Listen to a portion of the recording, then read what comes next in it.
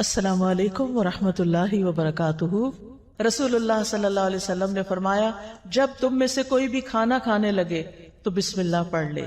اگر شروع میں یاد نہ رہے تو درمیان میں جہاں یاد آئے بسم اللہ فی اولہ و آخرہ۔ انس رضی اللہ عنہ بیان کرتے ہیں، نبی صلی اللہ علیہ وسلم نے اس بات سے منع فرمایا کہ کوئی شخص کھڑے ہو کر پیے، چاہے دودھ ہو، چاہے پانی ہو، چاہے کچھ اور ہو۔ قتادہ کہتے ہیں، ہم نے انس سے کہا کھانے کے بارے میں کیا حکم ہے؟ انہوں نے کہا یہ زیادہ شر والا اور گندا عمل ہے اور یہ انسان کی صحت کے لیے بھی نقصان دہ۔ کچھ لوگ شادیوں پہ جاتے ہیں، وہاں بوفے لگے ہوتے ہیں، وہ کیا کرتے ہیں، کوئی چیز یہاں سے اٹھائی منہ میں ڈالی، آگے گئے، وہاں سے کھڑے کھڑے کھایا، پلیٹ میں لیے، کھڑے ہو کے کھانے لگ گئے۔ اگر کرسی نہیں تو تھوڑا سا زمین پہ بیٹھ جائیں، کھڑے ہو کے تو نہ کھائیں۔ تو چلتے پھرتے کھڑے ہو کر نہ کھائیں۔ خواتین خاص طور پر کچن میں اگر کھڑے ہو کے کام کر رہے ہیں تو کھڑے کھڑے چیزیں مت کھائیں۔ پھر یہ بتائیے کہ دائیں ہاتھ سے کھانا چاہیے یا بائیں ہاتھ سے کھانا چاہیے؟ دائیں ہاتھ سے، ٹھیک ہے نا، دائیں ہاتھ سے، کیونکہ نبی صلی اللہ علیہ وسلم نے بائیں ہاتھ سے کھانا منع فرمایا ہے۔ ایک شخص آپ کی موجودگی میں بائیں ہاتھ سے کھا رہا تھا، آپ نے اس کو منع کیا تو اس نے کہا کہ میں دائیں ہاتھ سے نہیں کھا سکتا۔ آپ نے فرمایا تم کبھی نہ کھا سکو، لہٰذا مرتے دم تک وہ شخص اپنا دایاں ہاتھ منہ تک نہیں لے جا سکا۔ پھر آپ اتنا ناراض ہوئے اس پر، تو اس لیے دائیں ہاتھ سے کھانا ہے۔ کچھ لوگ ہوتے ہیں نا، لیفٹی ہوتے ہیں، ہر چیز بائیں ہاتھ سے کرتے ہیں، لیکن پھر بھی کھانا تو دائیں ہاتھ سے ہی کھانا ہے۔ ویسے تو نبی صلی اللہ علیہ وسلم ہر وہ چیز جو لیتے دیتے تھے اس میں دایاں ہاتھ استعمال کرتے تھے۔ اور کچھ بچوں کو تو بڑے ہو کر بھی یہ نہیں پتا ہوتا کہ دایاں کون سا بایاں کون سا ہے، وہ اسی میں کنفیوز رہتے ہیں، کیونکہ بچپن میں کسی نے تربیت ہی نہیں کی کہ بیٹا یہ دایاں ہاتھ ہے، اس سے یہ کام کرنا ہے۔ کچھ کام ہماری زندگی میں دائیں ہاتھ کے ہیں اور کچھ کام ہماری زندگی میں بائیں ہاتھ کے ہیں۔ استنجا بائیں ہاتھ سے، ناک صاف بائیں ہاتھ سے، گندی چیزوں کو ہاتھ بائیں ہاتھ سے، اور اچھے اچھے کام سارے دائیں ہاتھ سے۔ پھر اسی طرح آپ صلی اللہ علیہ وسلم نے یہ بھی فرمایا، تم میں سے کوئی بھی بائیں ہاتھ سے کھانا نہ کھائے، نہ ہی بائیں ہاتھ سے کچھ پیے، کیونکہ شیطان اپنے بائیں ہاتھ سے کھاتا اور پیتا ہے۔ تو اللہ تعالیٰ نے کیا فرمایا، وَلَا تَتَّبِعُوا خُطُوَاتِ الشَّيْطَانِ، شیطان کے قدموں کی پیروی نہیں کرو۔ اچھا، ہو سکتا ہے آپ سوچیں یہ باتیں تمہیں پہلے ہی پتا ہے، آپ ہمیں پھر اسی پہ درس کیوں دے رہی ہیں؟ اگر آپ کو پتا ہے نا تو ان کی پابندی بھی کرنی ہے۔ نمبر 1 عمل کرنا ہے، نمبر 2 آپ یا تو مائیں بن چکی ہیں یا آئندہ کی مائیں ہیں، آپ نے بچپن سے اپنے بچوں کی تربیت یہ کرنی ہے کہ انہوں نے دایاں ہاتھ ہی استعمال کرنا ہے، کھڑے ہو کے نہیں کھانا، بسم اللہ پڑھ کے کھانا ہے، اپنے سامنے سے کھانا ہے۔ کچھ لوگ کیا کرتے ہیں، پلیٹ میں کہیں کبھی ادھر ہاتھ مارا، کبھی ادھر کبھی ادھر۔ نبی صلی اللہ علیہ وسلم نے اسے منع کیا ہے، اور خاص طور پر درمیان میں برکت اترتی ہے، درمیان سے اٹھا کے نہیں کھانا۔ کچھ لوگ کھانا ڈالتے ہیں نا، بیچ میں سے ڈال رہے ہوتے ہیں۔ کہاں سے ڈالنا چاہیے؟ اپنے سامنے سے ڈالنا چاہیے۔ پھر ٹیک لگا کے نہیں کھانا، پھر پیٹ کے بل نہیں کھانا۔ آج کل کیا ہو رہا ہے، لوگ لیپ ٹاپ کھول لیتے ہیں، الٹے لیٹ جاتے ہیں، سامنے لیپ ٹاپ ہوتا ہے، ساتھ کوئی کھانے پینے کی سنیکس ہوتے ہیں، کوئی چپس رکھے ہوتے ہیں، کوئی کچھ اور چیزیں رکھی ہوتی ہیں، ساتھ ساتھ کام کر رہے تھے اور ساتھ ساتھ الٹے لیٹ کے کھاتے ہیں۔ نبی صلی اللہ علیہ وسلم نے اس سے بھی منع کیا ہے۔ اگر آپ کا بچہ موبائل لے کے الٹا لیٹ کے کھا بھی رہا ہے اور دیکھ بھی رہا ہے، ویسے تو الٹا لیٹنا ویسے ہی منع ہے، لیکن اگر کسی ضرورت کے تحت کوئی لیٹا بھی ہے تو اس وقت کھائے نہیں۔ پھر اسی طرح کھانے کو ضائع نہیں کرنا۔ کچھ لوگ دیکھتے ہیں کوئی چیز، کہتے ہیں اچھا پھینکو اس کو، پر کھجور لیں گے اس کے اندر وہ چھوٹی چھوٹی لگ جاتی نا سسری سی، تو کہتے ہیں نہیں یہ نہیں کھانی، پھینک دو، یہ اسراف ہے۔ نبی صلی اللہ علیہ وسلم کی سنت کیا ہے، آپ کے سامنے پرانی کھجور پیش کی گئی، آپ نے کھول کے اچھی طرح جائزہ لیا، سسریاں نکالی، صاف کیا اور باقی کھا لی۔ اگر کوئی لقمہ زمین پہ گر جاتا تھا تو آپ کیا کرتے تھے، اٹھا کے پھینک دو؟ نہیں، بلکہ اس کو صاف کر کے کھا لیتے تھے۔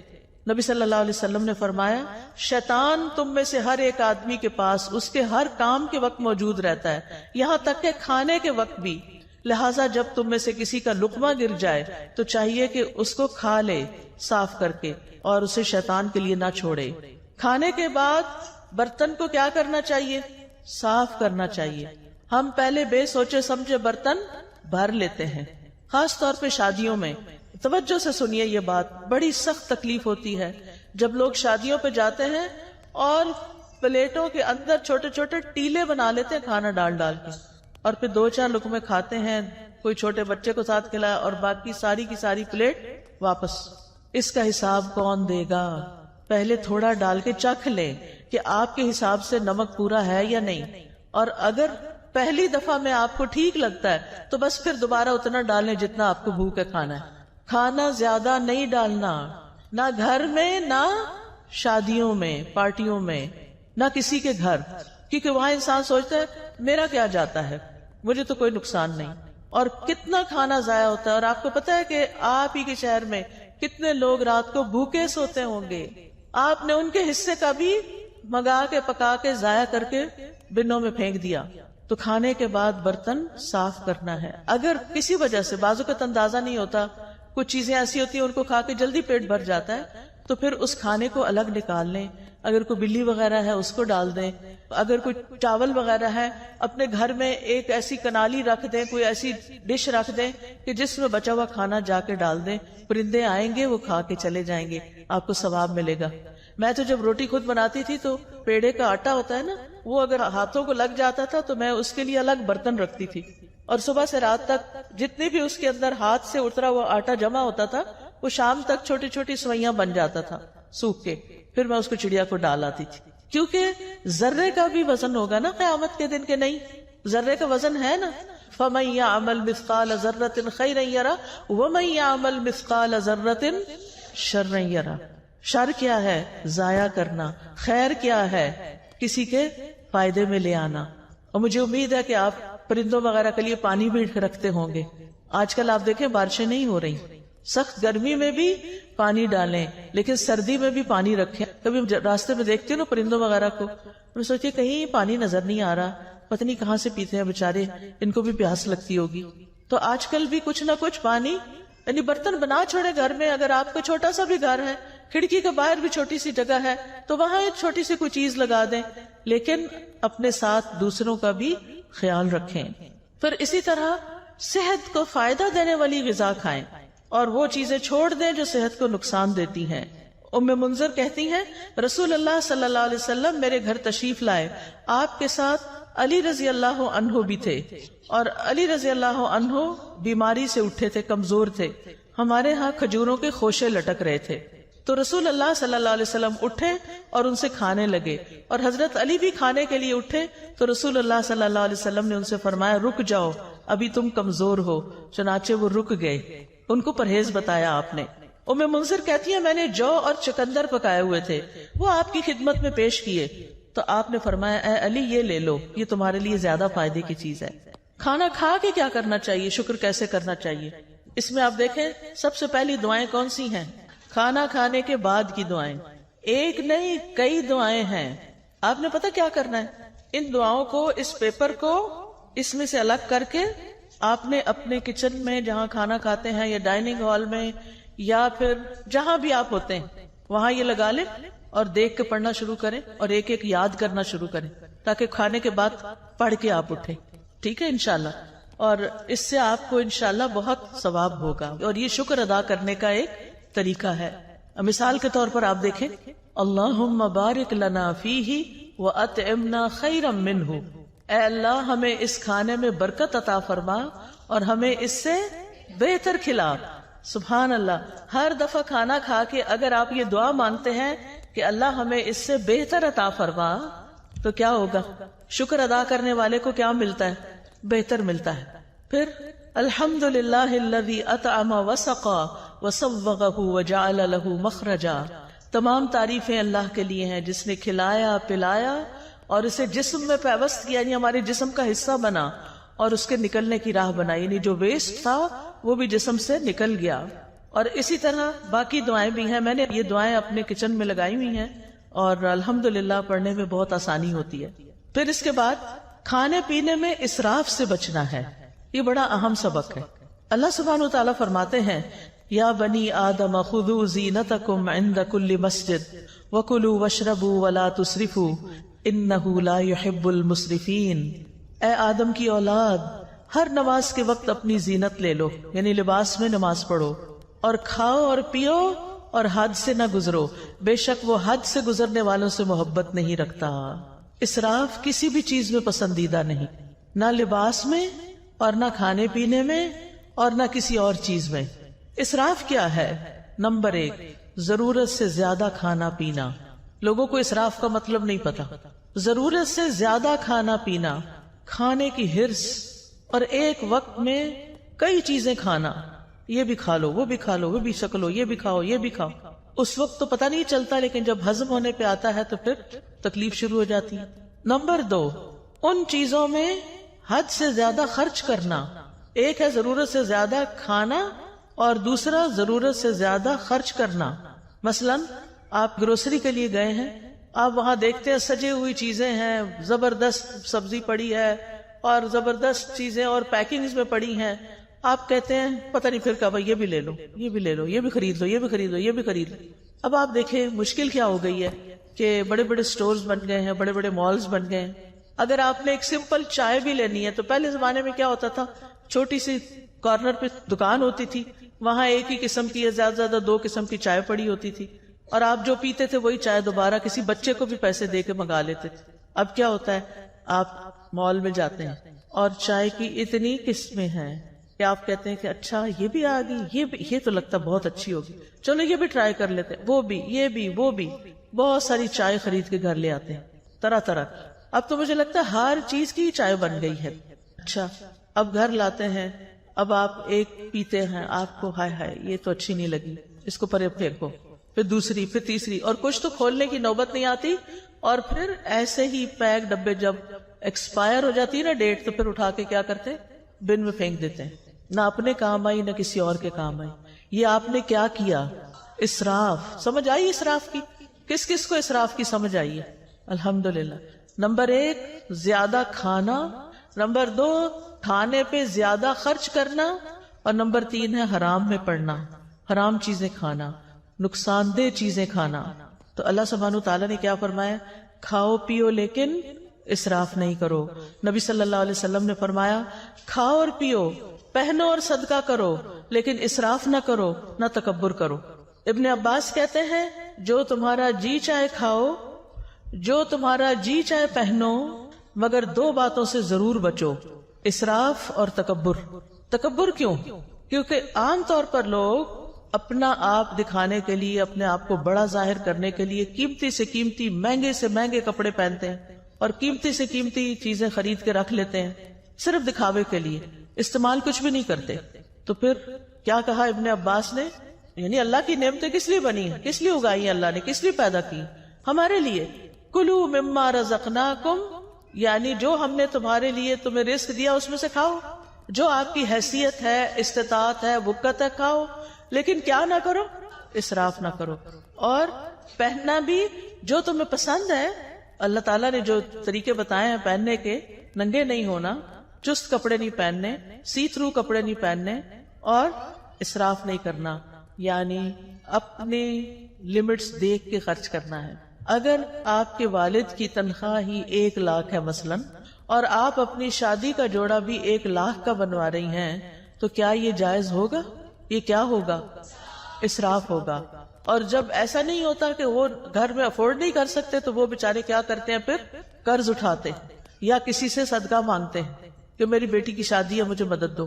اور بیٹی صاحبہ ایک دفعہ وہ جوڑا پہننے کے بعد دوبارہ کبھی نہیں پہنتی، اور سنبھال کے رکھتی ہیں، کسی اور کو بھی نہیں دیتی۔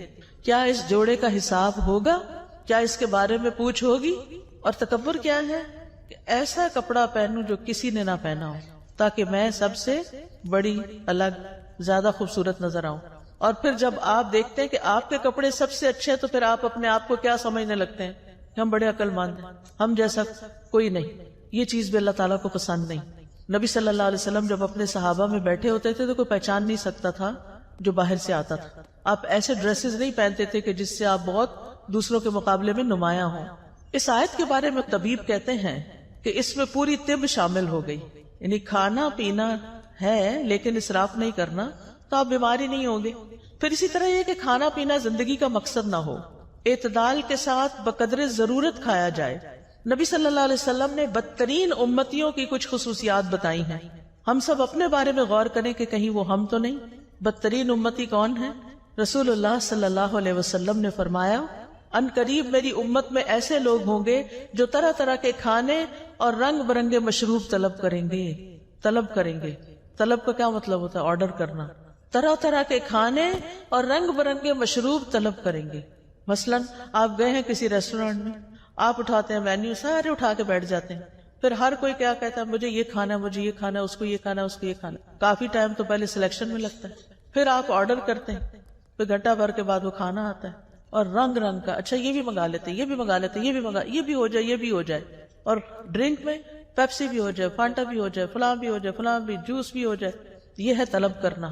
اور فرمایا طرح طرح کے کپڑے پہنیں گے، گفتگو میں بے احتیاطی کریں گے، یعنی بولتے وقت نہیں سوچیں گے کہ کسی بڑے سے بات کر رہے ہیں یا چھوٹے سے کر رہے ہیں، سچ بول رہے ہیں یا جھوٹ بول رہے ہیں. اور طرح طرح کی سواریوں پہ سوار ہوں گے. جن کے پاس ذرا زیادہ دولت آ جاتی ہے پھر ان کو کیا شوق لگ جاتا ہے؟ ضرورت ہو یا نہ ہو، یہ گاڑی کا ماڈل بھی ہو، یہ بھی ہو، یہ بھی ہو، یہ بھی ہو. فرمایا وہ میری امت کے بدترین لوگ ہوں گے. آپ کے پاس اللہ کا دیا وہ بہت کچھ ہے، کھائیں، منع نہیں ہے، لیکن اسراف نہیں کرنا.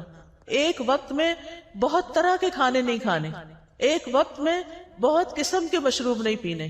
کہ ہمارا معدہ ہے یا کیا ہے؟ وہ بیچارہ کیا کرے گا؟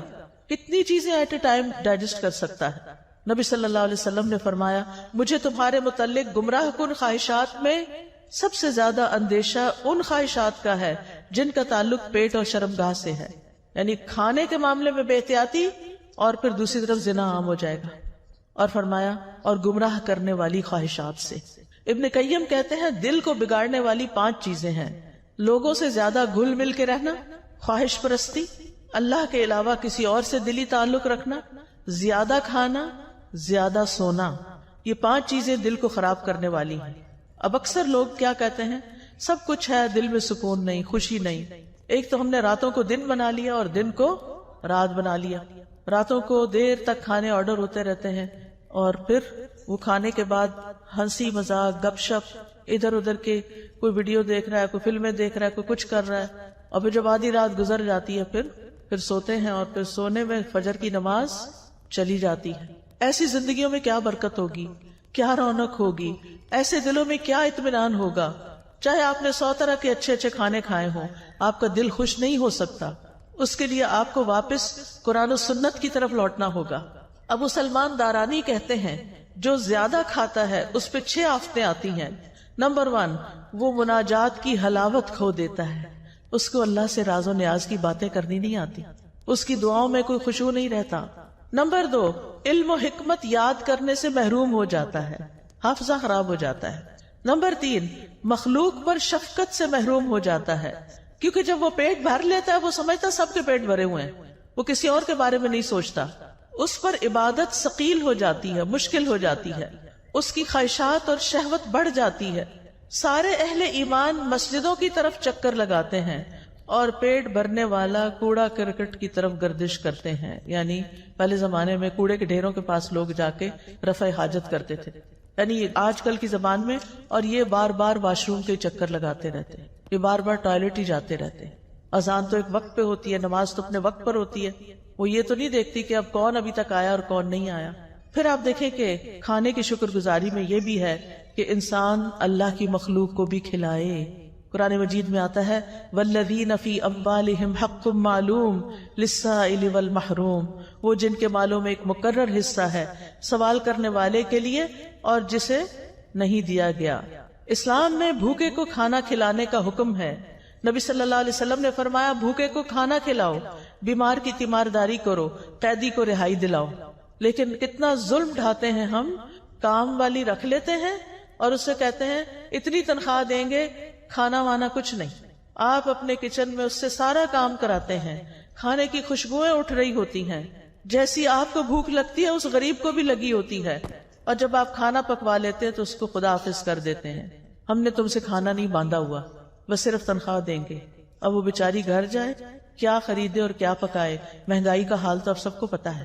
اگر اپنے ہی کھانے میں سے، جیسے نبی صلی اللہ علیہ وسلم نے فرمایا جو تمہارے لیے پکا کے لائے تو چند لقمے اس کو بھی اس میں سے کھلاؤ. اگر اس میں سے آپ اسے بھی دے دیتے ہیں، بٹھا کے کھلا دیتے ہیں، کتنا بڑا اجر کماتے ہیں. آپ کو گھر سے باہر جا کے صدقہ کرنے کی ضرورت نہیں پیش آئے گی اگر آپ گھر کے غریب ملازموں کو اچھا کھانے پینے کو دے دیتے ہیں۔ کیا حکم ہے؟ جو خود کھاؤ وہی ان کو کھلاؤ۔ کیا ہم اس پہ عمل کرتے ہیں؟ ان کا کھانا تو الگ بنتا ہے۔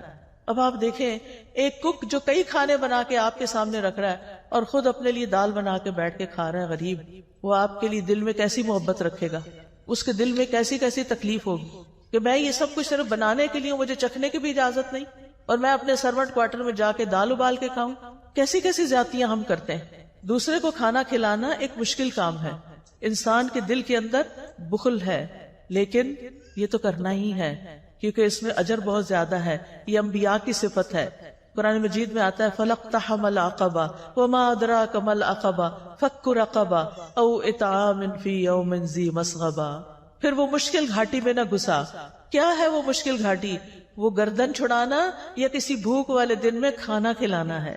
آج کل سردیاں ہیں نا، سردیوں میں بھوک زیادہ لگتی ہے، لیکن اس میں انسان کہتا ہے میرا کیا بنے گا جو اس کو بھی کھلایا بیچ میں سے، تو لہذا سارا اپنے لیے رکھ لو۔ یہ مشکل کام ہے کھلانا، لیکن جس کو اللہ توفیق دے اس کے لیے بڑا ہی حلاوت والا کام ہے، اس کو کھلا کے زیادہ مزہ آتا ہے۔ جب حضرت ابراہیم کے پاس فرشتے آئے تو انہوں نے کیا کیا؟ یہ نہیں پوچھا کہاں سے آئے ہو، اجنبی لوگ، لیکن چلے گئے اور کھانا لے کر آئے۔ نبی صلی اللہ علیہ وسلم نے عورتوں کو بھی نصیحت کی، مسلمان عورتوں تم میں کوئی اپنی ہمسائی کے گھر بکری کے ایک پائے کا کھر بھیجنے کو بھی حقیر نہ سمجھے، یعنی کھانا بنا کے یا بنانے سے پہلے اپنے ہمسایوں میں بھی تقسیم کیا کرو، کچھ نہ کچھ ان کو بھی بھیجا کرو، اس سے محبت بڑھتی ہے۔ جہنم میں جانے والے لوگوں کی جو خصوصیت سورۃ الحاقہ میں بتائی گئی وہ کیا ہے؟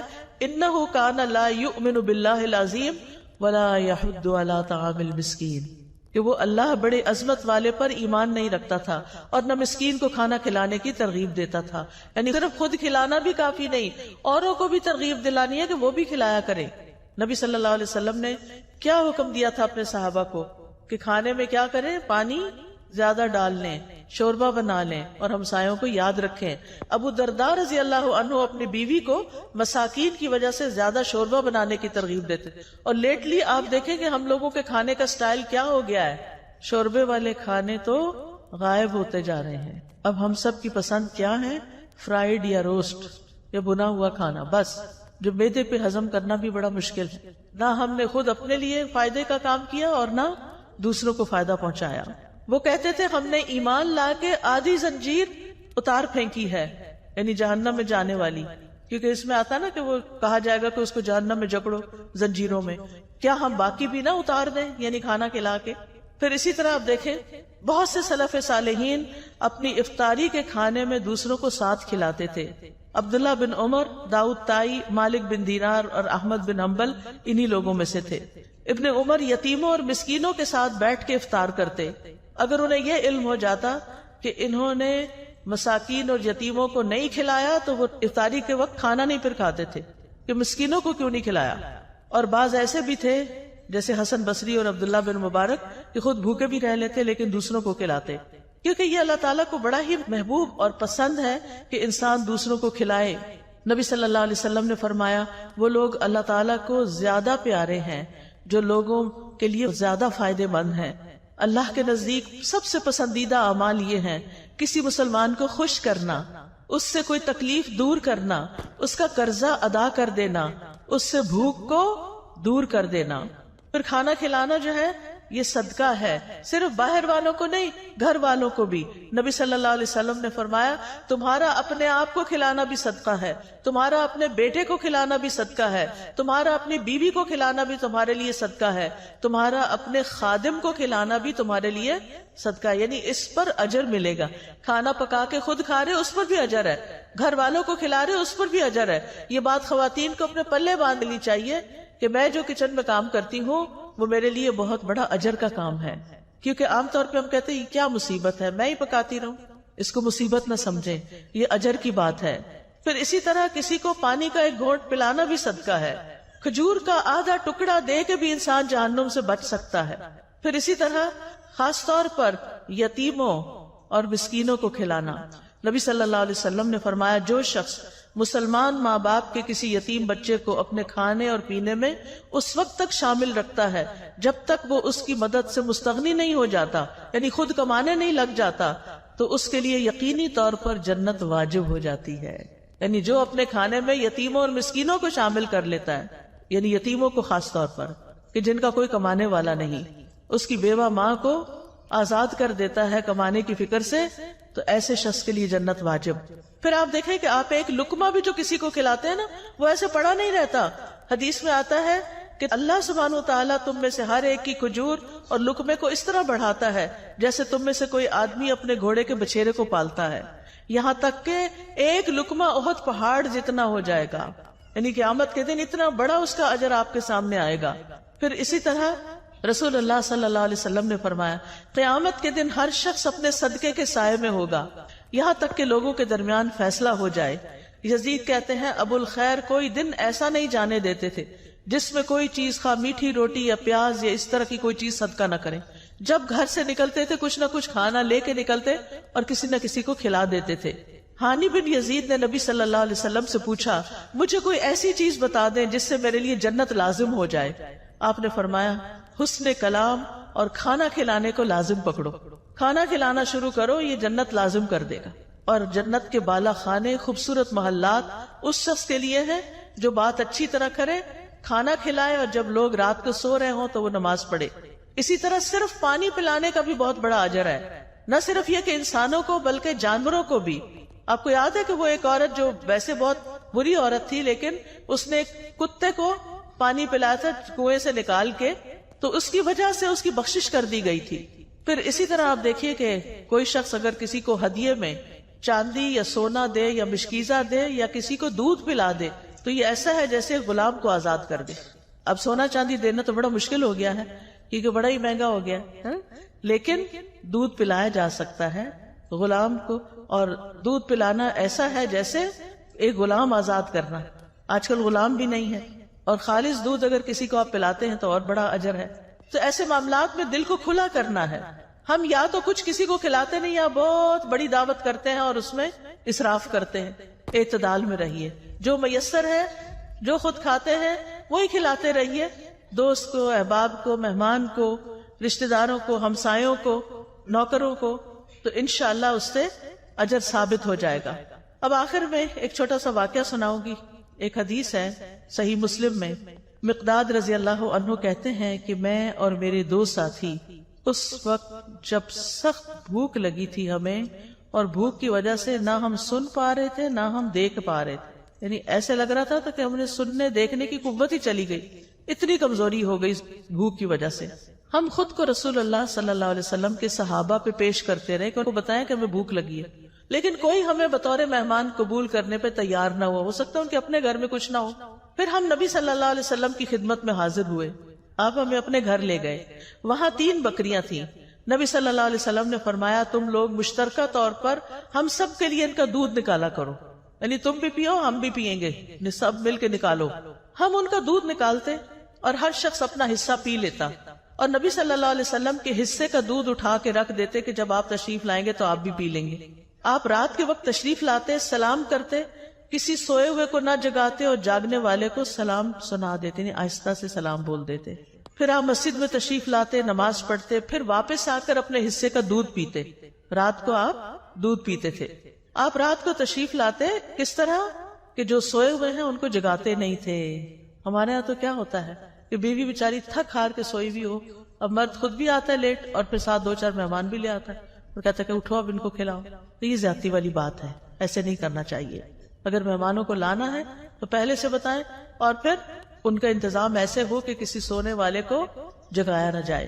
پھر کہتے ہیں کہ ایک رات میرے پاس شیطان آ گیا. اس وقت میں اپنے حصے کا دودھ پی چکا تھا. اس نے کہا محمد صلی اللہ علیہ وسلم انصار کے پاس جاتے ہیں، وہ ان کو ہدیے اور تحفے دیتے ہیں اور آپ ان کے ہاں سے لے لیتے ہیں، اور یہ جو تھوڑا سا دودھ پڑا ہے رسول اللہ صلی اللہ علیہ وسلم کو اس کی کوئی ضرورت نہیں، یعنی خود ہی پی جاؤ. بعض اوقات ایسا ہوتا ہے نا کہ ہمیں کہا جاتا ہے یہ تمہارا اور فلاں کا، ہم پی لیتے ہیں کھا لیتے ہیں اور کہتے ہیں اچھا پتہ نہیں وہ آئے گی کہ نہیں، وہ بھی کھا لو. یہی معاملہ ہوا یہاں. کہتے ہیں میں دودھ کے پاس گیا، وہ بھی دودھ پی لیا جو کس کے لیے رکھا ہوا تھا؟ رسول اللہ صلی اللہ علیہ وسلم کے لیے. اور جب وہ دودھ میرے پیٹ کے اندر چلا گیا اور مجھے یہ یقین ہو گیا کہ اب یہ واپس میں نہیں نکال سکتا، تو شیطان نے مجھے پریشان کرنا شروع کر دیا. کہتا ہے افسوس تم پر، تم نے یہ کیا کیا. یہ ہے شیطان. پہلے اس عمل کو خوشنما بنا دیتا ہے، جب کر لیتے ہیں تو پھر پریشان کرتا ہے کہ تم نے ٹھیک نہیں کیا، اور بے چینی لگا دیتا ہے۔ تم نے محمد صلی اللہ علیہ وسلم کا بھی حصہ پی لیا، اب وہ آئیں گے تو ان کو دودھ نہیں ملے گا، اور ہر صورت تمہارے خلاف بد دعا کریں گے، پھر تم ہلاک ہو جاؤ گے، تمہاری دنیا آخرت برباد ہو جائے گی۔ اب یہ شیطان یہ دل میں وسوسے ڈال رہا ہے، کس کے؟ ان صحابی کے، مقداد کے۔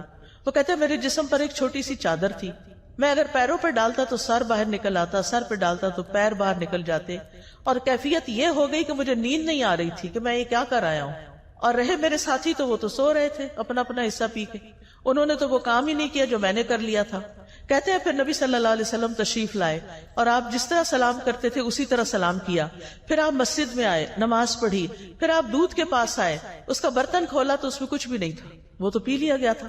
آپ نے آسمان کی طرف سر اٹھایا تو میں نے دل میں کہا اب تو ضرور میرے خلاف بد دعا ہوگی اور میں ہلاک ہو جاؤں گا۔ شیطان ایسی بدگمانیاں بھی ڈالتا ہے، لیکن آپ نے دعا کی، اللہم اطعمنی واسقی من سقانی، اللہ جو مجھے کھلائے اسے تو کھلا، اور جو مجھے پلائے تو اسے پلا۔ اتنی خوبصورت دعا، یہ سن کر وہ چادر سے باہر آ گئے، کیونکہ جاگ ہی نہیں تھا، ان کو نیند نہیں آ رہی تھی مقداد کو، اور اسے جسم پر مضبوطی سے باندھ دیا، چھری لی اور بکریوں کی طرف چل پڑا کہ ان میں سے کون سب سے زیادہ فربا موٹی ہے، میں اس کو رسول اللہ صلی اللہ علیہ وسلم کے لیے ذبح کر دوں۔ میں نے دیکھا تو اس کے تھن دودھ سے بھرے ہوئے تھے، بلکہ سب بکریوں کے تھن دودھ سے بھرے ہوئے تھے۔ میں نے محمد صلی اللہ علیہ وسلم کے گھر والوں کے برتنوں میں سے وہ برتن لیا جس میں وہ دودھ دوتے تھے، پھر میں نے اس میں دودھ دوہا حتیٰ کہ برتن پہ جھاگ آ گیا، یعنی بہت زیادہ وہ جب دھاریں لگاتے ہیں نا تو جھاگ آتی ہے۔ پھر میں اسے لے کر حضور صلی اللہ علیہ وسلم کی خدمت میں آیا، آپ نے فرمایا تم لوگوں نے رات کو اپنا مشروب پی لیا تھا؟ میں نے عرض کی اللہ کے رسول آپ بھی پی لیجئے، آپ نے دودھ پی لیا، پھر مجھے دیا، میں نے کہا اللہ کے رسول آپ اور پیجئے، آپ نے پھر پی لیا اور برتن دوبارہ مجھے دیا۔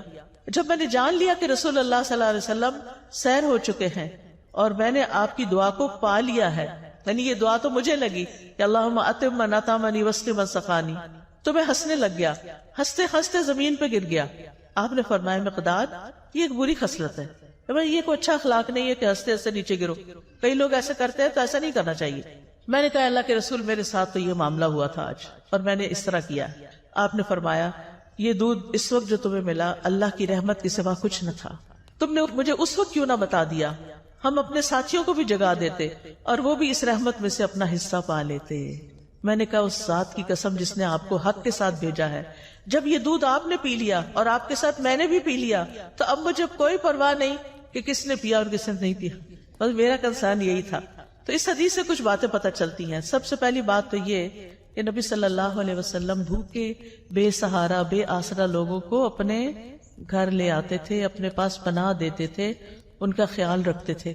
دوسری بات یہ کہ یہ حدیث نبوت کے دلائل میں سے ایک دلیل ہے۔ تیسری بات یہ کہ جب آپ دیر سے بھی رات کو آتے گھر تو سلام کیا کرتے تھے، جو جاگ رہا ہوتا سن لیتا اور جو سونے والا ہوتا وہ ڈسٹرب نہیں ہوتا تھا۔ اس سے پتہ چلتا ہے کہ آپ سونے والے کی نیند کا خیال رکھتے تھے، اور ہمیں بھی رکھنا چاہیے۔ پھر اسی طرح شیطان دوسروں کے حصے کو خوشنما بنا کے دکھاتا ہے اور اس کو استعمال کرنے کی ترغیب دیتا ہے، اور شیطان مومن کو پریشان اور مایوس کرتا ہے۔ پھر نبی صلی اللہ علیہ وسلم کا عمدہ اخلاق بھی پتہ چلتا ہے کہ کس طرح آپ نے چشم پوشی کی، صبر سے کام لیا، اور کس طرح آپ نے دعا کی، اپنا حصہ نہیں ملا تو دعا کر لی۔ اگر کبھی یہ ہو ہمارے ساتھ کہ ہمارا کوئی بہن بھائی ہمارا کوئی حصہ کھا پی جائے، ہم کیا کریں گے؟ دعا دیں گے یا لڑائی ڈال دیں گے؟ آئندہ سے کیا کریں گے؟ لڑائی نہیں کریں گے بلکہ دعا دیں گے۔ نبی صلی اللہ علیہ وسلم کھانا کھلانے والے کو بھی دعا دیا کرتے تھے۔ ابن قیم لکھتے ہیں کہ آپ کی صفات میں سے یہ بات تھی، آپ کے اخلاق میں سے بھی، کہ جب کسی کے پاس کچھ کھاتے تو وہاں سے نکلتے نہیں تھے جب تک ان کے لیے دعا نہ کر دیں۔ تو آپ کسی کے بھی گھر جائیں، کچھ بھی کھائیں تو کیا کریں؟ ان کو دعا دیں۔ پھر یہ کہ دوسروں کو اپنی ذات پہ ترجیح دینا اور انہیں آگے رکھنا۔ نبی صلی اللہ علیہ وسلم کے اپنے بھی حالات بہت اچھے نہیں تھے، لیکن آپ ان کو بھی گھر لے آئے جن کے پاس کچھ کھانے پینے کو نہیں ہوتا تھا۔ جو اصحاب صفہ تھے، اصحاب صفہ وہ ہجرت کر کے آئے تھے مختلف علاقوں سے، وہ مدینہ کے رہنے والے نہیں تھے، لہٰذا ان کے پاس وہ سب کچھ نہیں تھا۔ پھر آپ دیکھیے کہ آخری چیز کہ کھانا کھلانے والے کو دعا دینی چاہیے، اور پہلے کھانا کھا کر خود دعا اپنے لیے پڑھنی چاہیے۔ یہ دعائیں میں پڑھ دیتی ہوں، ساری پروننسیشن آپ سن لیں تاکہ آپ کو بعد میں پڑھنا آسان ہو۔ اللہم بارک لنا فیہ وأطعمنا خیرا منہ، اے اللہ ہمیں اس کھانے میں برکت عطا فرما اور ہمیں اس سے بہتر کھلا۔ الحمدللہ الذی اطعم وسقا وسوغہ وجعل لہ مخرجا، تمام تعریفیں اللہ کے لیے ہیں جس نے کھلایا پلایا اور اسے جسم میں پیوست کیا اور اس کے نکلنے کی راہ بنائی۔ الحمدللہ کثیرا طیبا مبارکا فی غیر مکفی ولا مودع ولا مستغنى عنہ ربنا، سب تعریف اللہ کے لیے ہے جو پاکیزہ ہے، کثیر ہے، مبارک ہے۔ اس کھانے کو ہم کافی نہیں سمجھتے اور نہ اس کو چھوڑتے ہیں، اے ہمارے رب، نہ ہم اس سے بے پرواہ ہو سکتے ہیں۔ یعنی یہ نہیں کہ یہ آخری دفعہ ہے اور یہی کافی ہے، یہ کافی نہیں ہے، آئندہ بھی کھانا ہے ہمیں۔ اللہم اطعمت واسقیت واغنیت واقنیت وہدیت واحییت فلک الحمد علی ما اعطیت، اے اللہ تو نے ہی کھلایا، تو نے ہی پلایا، تو ہی غنی کرتا ہے، تو ہی فقیر کرتا ہے، تو نے ہدایت دی، تو نے ہی زندگی عطا فرمائی، بس جو تو نے عطا کیا اس پر تیری ہی تعریف ہے۔ پھر پچھلے سارے گناہوں کو معاف کرنے والی دعا ہے۔ رسول اللہ صلی اللہ علیہ وسلم نے فرمایا جو کھانا کھا کے یوں کہے الحمدللہ الذی اطعمنی ھذا ورزقنیہ من غیر حول منی ولا قوہ، اس اللہ کا شکر جس نے مجھے یہ کھانا کھلایا اور مجھے رزق عطا فرمایا جس میں میری قوت اور کوئی طاقت شامل نہیں۔ پھر اسی طرح ایک اور دعا ہے، ابن عباس فرماتے ہیں کہ رسول اللہ صلی اللہ علیہ وسلم نے فرمایا جسے اللہ تعالیٰ کوئی بھی کھانا کھلائے وہ یوں کہے اللہم بارک لنا فیہ وارزقنا خیرا منہ، اے اللہ ہمیں اس میں برکت عطا فرما اور ہمیں اس سے بہتر عطا فرما۔ جب دودھ پیتے تو کیا پڑھتے؟ اللہم بارک لنا فیہ وزدنا منہ، اے اللہ ہمارے اس دودھ میں ہمیں برکت عطا کر اور ہمیں اس سے زیادہ عطا کر۔ ابو ہریرہ رضی اللہ عنہ کھانا کھانے کے بعد کس طرح شکر ادا کرتے تھے؟ وہ کہتے ہیں ابو ہریرہ نے حمید سے کہا میری والدہ کے پاس جاؤ، ان کو سلام کہو اور کہو آپ کا بیٹا آپ کو سلام دے رہا ہے اور کہتا ہے ہمیں کچھ کھانا کھلائیں۔ اس پر ان کی والدہ نے جو کی 3 روٹیاں اور زیتون کا تیل جو ہے اور نمک رکابی میں رکھا، اسے اپنے سر پہ رکھ لیا اور ان کے پاس لے کر یہ چلے گئے۔ پھر جب میں نے ان لوگوں کے سامنے کھانا رکھا تو ابو ہریرہ نے کہا یہ تو بہت بڑی چیز ہے، الحمدللہ الذی اشبعنا من الخیر، سب تعریف اللہ کے لیے ہے جس نے ہمارا پیٹ روٹی سے بھرا، یعنی ہمارا کھانا 2 سیاہ رنگ یعنی کھجور اور پانی کے سوا کچھ نہ تھا، تو جب روٹی ملتی تھی تو وہ بہت بڑی نعمت سمجھتے تھے اس کو۔ پھر شدت بھوک کے وقت کی دعا ہے، اس سے پہلے ایک اور دعا ہے الحمدللہ الذی ہدانا واطعمنا وسقانا ونعمنا، اللہ اکبر، اللہم الفتنا نعمتک بکل شر اصبحنا منها وامسینا بکل خیر فنسألک تمامها وشکرها لا خیر الا خیرک ولا الہ غیرک الہ الصالحین ورب العالمین، الحمدللہ ولا الہ الا اللہ ما شاء اللہ ولا قوة الا باللہ، اللہم بارک لنا فیما رزقتنا وقنا عذاب النار۔ اس کا ترجمہ ہے سب تعریف اللہ کے لیے ہے جس نے ہمیں ہدایت دی، ہدایت کھانے پینے سے بھی زیادہ قیمتی چیز ہے، ہمیں کھلایا اور ہمیں پلایا، ہمیں نعمتیں عطا فرمائیں، اللہ سب سے بڑا ہے۔ اے اللہ تیری نعمت اس وقت آئی جب ہم شر میں پھنسے ہوئے تھے، ہم نے اس نعمت کی وجہ سے ہر طرح کی خیر کے ساتھ صبح کی اور شام کی، بس ہم تجھ سے اس نعمت کے مکمل ہونے کا اور اس کے شکر ادا کرنے کا سوال کرتے ہیں۔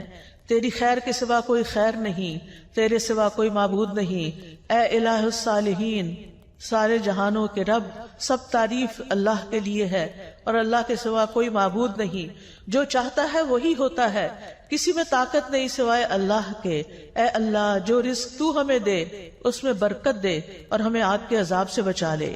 اور اسی طرح حضرت عائشہ فرماتی ہیں کہ نبی صلی اللہ علیہ وسلم رات کو بھوک کی وجہ سے کروٹیں بدلتے تھے اور یہ دعا پڑھتے لا الہ الا اللہ الواحد القہار رب السماوات والارض وما بینہما العزیز الغفار، نہیں ہے کوئی معبود برحق مگر اللہ جو اکیلا اور زبردست ہے، آسمانوں اور زمین اور ان دونوں کے درمیان والی تمام چیزوں کا رب ہے، وہ غالب اور بہت بخشنے والا ہے۔ پھر اگر کوئی آپ کو کھانا کھلائے تو آپ کیا دعا کریں؟ اللہم اطعم من اطعمنی واسق من سقانی، اللہ جو مجھے کھلائے تو اسے کھلا اور جو مجھے پلائے تو اس کو پلا۔ ہمارا کیا کھلانا اور ہمارا کیا پلانا، جو اللہ کھلائے گا اس کا تو کوئی میچ ہی نہیں۔ پھر اسی طرح کھانا کھلانے والے کے رزق میں برکت کی دعا کرنی چاہیے کہ اللہ تعالیٰ اس کو برکتیں عطا کر۔ اور پھر ایک اور دعا ہے، افطر عندک الصائمون طعامکم الابرار وصلت علیکم الملائکہ، تمہارے ہاں روزہ افطار کیا کریں نیک لوگ، وہ تمہارے کھانا کھایا کریں اور فرشتے تمہارے لیے دعائیں کریں۔ تو یہ ہے کھانا کھلانے سے متعلق ہمارے دین کی رہنمائی۔ سبحانک اللہم وبحمدک، اشہد ان لا الہ الا انت، استغفرک واتوب الیک۔ السلام علیکم ورحمۃ اللہ وبرکاتہ۔